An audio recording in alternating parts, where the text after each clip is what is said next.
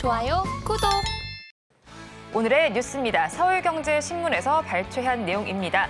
지난달 18일 영풍재즈는 개장 직후 매도 물량이 대거 쏟아지며 하한가에 진입했습니다. 이에 금융위원회와 금융감독원, 한국거래소는 19일부터 영풍재즈의 매매 거래를 정지했다가 26일부터 재개했는데요. 한편 키움증권의 미수금 손실 규모는 현재까지 4천억 원 안팎에 달할 전망입니다. 관련해서 오늘은 영풍재즈 거래량이 터지면서 강세를 보이고 있습니다. 자세한 내용 짚어보겠습니다. 영풍재즈의 하한가 사태가 일단락되기는 했습니다. 개인 투자자들이 하한가 따라잡기에 나서는 모습이 나타나고 있는 상황입니다. 장중에 지금 살펴보니까 16%대까지도 급등하는 모습이 나타나기도 했어요. 일단 그러면 영풍재즈 사태의 시발점부터 알아봐야겠네요. 네, 일단 뭐 아시는 것처럼 이제 증거금 제도를 좀 활용을 한 거죠. 미수 거래를 바탕으로. 이제 영풍재즈가 지금은 뭐 신용 100%로 돼야 이제 증거금 100%로 거래가 되지만 그 이전까지만 해도 키움증권에서 이제 증거금 40%로 좀 가능을 했습니다. 그러면 사실상 소액으로도 굉장히 많은 이제 거래를 할 수가 있는 상황인데, 이게 또 미수 거래에서도 이제 키움 같은 경우는 뭐 사람마다 좀 차이는 있겠지만 어쨌든 네. 이 레버리지 비율이 조금 달라요. 그 이제 뭐 스펙트럼 제도에 따라서. 그래서 그런 부분들이 아마 좀 추가적으로 더 영향을 준 것이 아닌가라고 보고 있고, 어쨌든 계좌가 거의 100개가 넘어갔다라고 합니다. 그래서 미수 같은 경우는 이거래일 정도의 시간이 있기 때문에 일단은 계속 돌려가면서 사고 팔고 하면은 이제 계속적으로 올릴 수 있죠. 이런 방식이 어떻게 보면 좀 영화의 작전, 아마 다들 아실 텐데 네. 그런 부분과 좀 유사하다라고 보시면 좋을 것 같고요. 이렇게 이제 하루에 뭐 조금씩 계속 올리면서 워낙 계좌가 많으니까 차곡차곡 좀 올랐다라고 보시면 좋을 것 같습니다. 네, 차곡차곡 올라가다가 지금 하한가 사태를 좀 장기적으로 맞이했습니다. 뭐 최장기간이었잖아요. 그런데 영풍재즈가 상장한 이후로도 한 번도 이제 리포트가 나온 적도 없었고 12배에서 오르는 동안도 리포트가 전무했습니다. 그런 만큼 아무래도 좀 주가 조작 의혹의 중심점에 있지 않았나 싶기도 하거든요. 그렇다면 일단 이 영풍재즈 본업단에 보면은 이 기업은 어떤 기업인가요? 뭐 이제 사업의 이제 뭐 분기 보고서나 이제 사업 보고서를 보시면 이제 제지업을 하고 있는 회사입니다. 그러니까 뭐 제지업에서 아예 뭐 전반적인 그 업계 내에서 뭐 이렇게 지분이 떨어진다거나 아니면 뭐 실적이 안 나온다거나 그런 회사는 아닌데, 사실 그거에 비해서는 정말 말도 안 되게 올라갔죠. 왜냐면 사실 본업 굉장히 튼튼한 자동차 같은 뭐 현대차, 기아차 실적 엄청나게 잘 나오는데도 네. 사실 주가 못 움직이잖아요. 근데 이 회사 같은 경우는 아시겠지만 뭐 PER로 봐도 PR은 500%가 넘게 됐고요. 뭐 PBR로 봐도 12배가 넘게 조금 상승률이 나오니까 사실 이제 재무적으로 봤을 때는 좀 말도 안 되는 상황까지 올라갔다라는 부분이고, 이게 왜 시장에서 조금 주목을 받지 못하냐면 우리가 이전에도 한 6개 정도 CFD 거래에서 문제가 생겼었던 그런 것들을 확인하시는데, 이게 이제 52주 신고가를 이렇게 체크를 해봐서 보시는 분들은 보실 수는 있어요. 근데 네. 이게 계속 올라가니까, 근데 그 기업들이 사실상 이렇게 본업적인 부분에서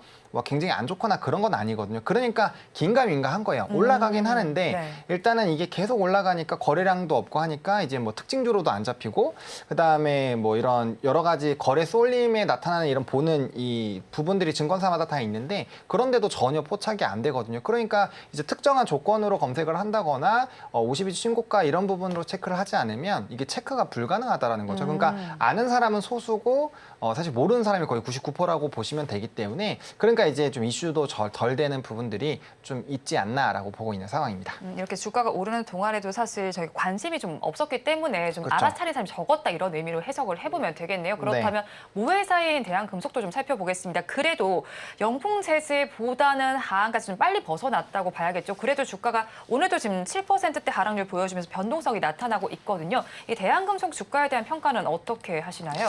사실 이제 조금 더 빠르게 끝난 이유는 일단 담보 물건이 있었다라고 보시면 좋을 것 같고, 게다가 이제 또 이 상환을 하기 위해서 제3자 배정 유상증자까지 진행을 했잖아요. 그러면은 여기선 여러 가지로 조금 이제 시나리오를 좀 그려볼 수가 있는데, 일단은 이런 상황에서도 3자 배정 유상증자를 한다라는 거는 이 회사가 가지고 있는 가치보다는 너무 과하게 떨어진 부분들이 있으니까 뭐 이런 3자 배정을 좀 하지 않았나라는 그런 시각도 있는 상황이고요. 또 이제 여러 물건들이 이제 이제 지분을 갖고 있는 걸 팔다 보니까 그 금액들을 어느 정도 반대 매매에 대한 일정 부분들은 좀 해소가 되는 부분이어서 키움보다는 조금 더 키움이나 이제 영풍지지가 제일 크죠. 영풍지지만큼은 하락이 안 나왔다라고 보시면 좋지 않을까라는 생각입니다. 그래서 위험을 관리할 수 있는 부분이 있었기 때문에 그만큼의 하락은 안 나왔다는 걸로 해석이 됩니다. 앞서서 말씀해 주신 것처럼 키움증권 역시도 지금 손실이 4천억 원 정도에 달할 것으로 보입니다. 오늘 시장에서는 그래도 한 4% 가까이 반등을 해주는 모습이 나오기도 하지만 과거에 또 라더견 사태까지 물리기도 하면서 위험성 관리에 좀 문제가 있는 것 아니냐라는 지적이 나오기도 하거든요. 그렇다면 이 키움증권 지금 보유하신 분들께서 어떻게 해야 되는 건가요? 사실 이게 제일 조금 아마 보유하고 계신 분들 좀 화날 수가 있는 게 이 사태가 딱 이제 키움증권에서 이제 주주 환원 정책 굉장히 강하게 하겠다. 뭐 이제 주식 전량 소각하고 이제 대규모로 주주 환원 정책을 하겠다라고 밝히고 한 2주 정도 지났을 때 이게 이제 발표가 11일 날 그 발표가 나서 주가가 급등이 나왔는데 이 이제 영풍제지와 대한금속 사태가 20일에 터졌어요. 그러니까 사실상 그렇게 큰 그게 없었고 또 그 이 직전에 바로 대량 거래를 통한 급등이 나왔기 때문에 아마 대응을 못 하신 분들이 좀 상당히 많지 않을까 싶습니다. 근데 일단 중요한 거는 키움증권에서 실질적으로 이 주주 환원 정책을 정말 진행을 할 것이냐 이게 핵심이고요. 일단은 키움증권에서 발표했었던 20일 기준으로 이제 4,943억 원의 규모의 이제 미수금을 발생을 했다라는 부분이고 이 금액보다는 사실 이제 6번 하한가가 나왔지만 더 크지는 않은 것으로 지금 추정이 되고 있다라고 기사들이 나오고 있거든요. 그렇기 때문에 이거보다 뭐 훨씬 더 과하게 뭐 6천억, 7천억 넘어갔으면 주가가 더 빠질 텐데 일단은 조금 더 이제 넓게 잡아 놓은 것에서 일단 그 규모 자체가 넘어서지는 않았기 때문에 그런 부분에서는 오히려 좀 반대에 대한 이제 움직임은 나타날 수가 있다. 그래서 핵심은 주주 환원 정책이 어떻게 진행되는지를 보셔야 되고 또 주식을 하시는 분들은 다들 아시겠지만 이게 대규모 갭들이 만들어지면 그걸 좀 메우는 흐름들은 나타나긴 하거든요. 근데 사실상 저는 그런 것들을 노려서 지금 접근하시기에는 좀 많이 리스키하다. 지금 사실 시장도 이제 조금씩 반등이 나와주고 있고 충분히 낙폭과대해서 실적 좋은 기업들도 많은데 굳이 이런 좀 리스크를 안고 해당 기업에서 좀 매매를 하실 필요가 있는가라는 부분은 있고요. 기보유자 분들께서도 일단은 지금 그 예상을 했었던 것보다는 규모가 조금은 낮게 나왔기 때문에 그 부분에서 일단 조금은 관망을 하시면서 좀 추이를 지켜보실 필요는 있지 않을까라는 생각입니다. 뭐 당연히 신규 접근하는 건 아니겠지만 그리고 가지고 계신 분들께서는 지금 관망하는 것이 좋겠네요. 뭐 주주 환원 정책도 바라보고 하면서 그쵸. 관망하는 자세를 취하면 좋겠는데 사실 하한가 따라잡기 자체가 위험한 거잖아요, 본부장님. 네네네. 그런 만큼 이제 하한가 이런 쪽 따라잡기 말고 저희 좀 바라볼 만한 종목, 탑픽 종목 어떻게 보실까요? 사실 지금 상황에서 조금 보실 만한 섹터는 전 진짜 많다라고 생각을 하는데 그중에서도 좀 미용 의료기기 쪽을 좀 선택을 했습니다. 최근에 이제 AI 의료 쪽도 굉장히 좀 핫해서 그쪽을 들고 올까도 했는데 일단 JLK가 이미 그 이전 고점까지 올라갔고 지금 유닛이나 뷰노가 굉장히 빠르게 쫓아가고 있어서 좀 이제 또 후발로 들어가시는 것이 아닌가라는 생각이 들었고요. 그다음에 이제 미용 의료기기 같은 경우 사실 실적 베이스로 계속 관심을 받고 있었던 섹터고 최근에 이제 미국의 전 세계 1위 기업이죠. 인모드의 실적 부담감이 발생을 하면서 우리나라 종목군들은 실적에 기대감이 있음에도 불구하고 주가가 좀 같이 끌려 내려간 부분들이 있습니다. 근데 인모드 같은 경우는 미국 지역에 좀 특화가 많이 되어 있고요. 그다음에 워낙 기기 자체가 굉장히 비쌉니다. 우리나라랑은 뭐 가격 차이가 엄청나게 많이 나요. 그리고 우리나라 기업들은 대부분 소모품에 대한 매출 비중들이 적어도 한 30%씩은 되거든요.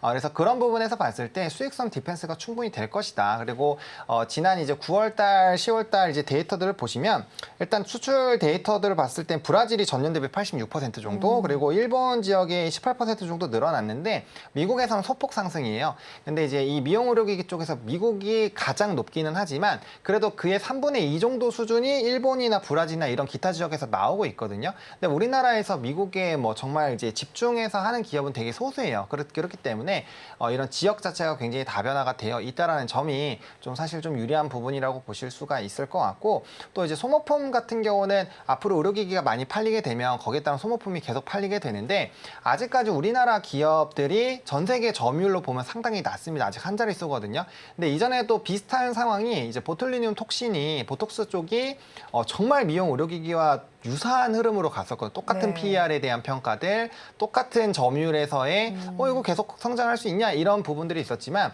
PER 20배에서 50배까지 굉장히 크게 성장을 했었습니다. 근데 우리나라가 뭐 이런 미용 의료기기뿐만 아니라 뭐 방산이라든지 기타 부분에서도 보시면 정말 가격 대비 성능이 뛰어나잖아요. 그래서 그런 부분에서 봤을 때 앞으로 점유율은 높아지지 않을까라고 보고 있고요. 그렇게 봤을 때는 이제 주요 지역들이 넓어지고 앞으로 소모품에 대한 판매 비중이 높은 상태인데 앞으로 이제 기기 판매에 따른 소모품이 더 늘어난다고 한다면 아마 52주 신고가를 다시 재갱신하는 이런 움직임들이 나타날 수 있지 않을까라고 보고 있고요.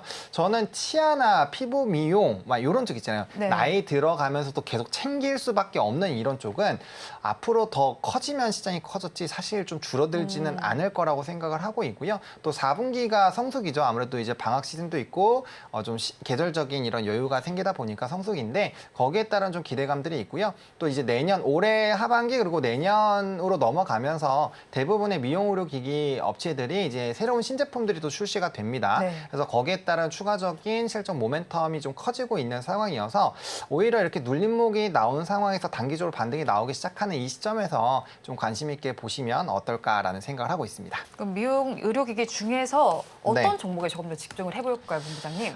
사실 대부분의 차트 흐름들이 비슷하고요. 네. 대부분의 스토리가 비슷하기는 한데 저는 그중에서 좀 비올을 선택을 했습니다. 일단 비올 같은 경우가 이제 이 앞서 말씀드렸던 소모품 부분에서 자체 조달을 하고 있다라고 해요. 그러다 네. 보니까 원가를 좀 조정하기에는 상대적으로 좀 유리하지 않을까라고 보여지고 있고 지금 이제 상반기 쪽으로 봤을 때는 이 소모품 비중이 한 29%인데 증권사 리포트들을 좀 살펴보시면 이게 뭐 내년 후년 넘어가면서 사실 30% 중후반까지 좀 확대가 되는 상황이거든요.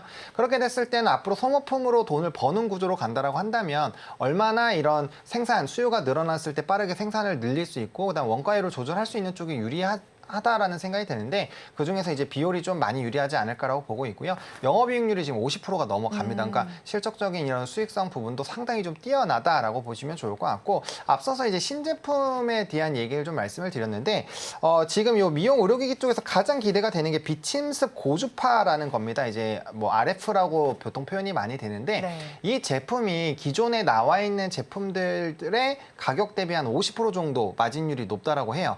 근데 이제 이 부분을 준비를 하고 있고요. 또 신제품이 4년 만에 출시가 되는데 지금 이제 초음파 쪽도 같이 진행을 합니다. 그러니까 초음파라든지 비침습 같은 경우는 뭐 제이시스 메디칼이라든지 네. 이런 기타 종목군들도 상당히 조금 기대가 되고 있는 상황이거든요. 그래서 이게 이제 FDA 승인까지 통과가 되면서 미국 지역에 진출이 되는 이런 흐름들이 나타나게 됐을 때 추가적인 포트폴리오가 상당히 좀 좋아질 수 있다라는 부분에서 봤을 때 좀 기대를 해보셔도 괜찮지 않을까라고 보고 있는 그런 상황입니다. 네, 탑픽 정보로 비율 짚어주고요. 그럼 저희 가격 전략은 어떻게 잡아갈까요? 네, 가격 전략 같은 경우 오늘 장중에 좀 불을 뿜기는 했습니다만 뭐 조금 눌렸죠. 왜냐하면 단기간으로 보면 한 20%가 또 올랐기 때문에 그래서 매수가 같은 경우는 6,700원 라인부터 7,100원까지로 좀 보고 있습니다. 요 라인이 지금 이전에 신고가 찍기 직전에 이 단기 박스권 라인이고요. 그다음에 또 하방이 나온 이후에 그 이제 가격을 지지가 나왔던 라인이거든요. 그래서 해당 라인에서 좀 매수를 해보신다면 충분히 조금 이제 매물대에 따른 지지를 받을 수 있다라고 보여주고 있고요. 목표가는 1차로 8,000원 보고 있는 상황인데 사실상 그 인모드발 모멘텀에서의 좀 턴만 나와도 뭐 전고점까지는 빠르게 테스트를 할 수가 있습니다. 그래서 지금 시장이 애플이라든지 뭐 엔비디아 실적 특히나 이제 21일 쪽까지는 좀 봐야 되기 때문에 그런 것들 확인하시기 전까지는 한 8,000원까지 보시면 좋을 것 같고요. 그런 부분에서 좀 증시의 반등 기조가 더 강해진다라고 한다면 충분히 전고점 이상에서의 이제 우상향을 조금 더 기대를 해보셔도 좋을 것 같고 손절 라인 같은 경우는 5,400원으로 잡기는 했습니다만 만약 단기적으로 해당 가격 라인까지 빠진다라고 한다면 손절보다는 2차 매수로 대응을 하셔도 충분히 괜찮은 성장 산업 섹터다라고 좀 정리를 드리고 싶습니다.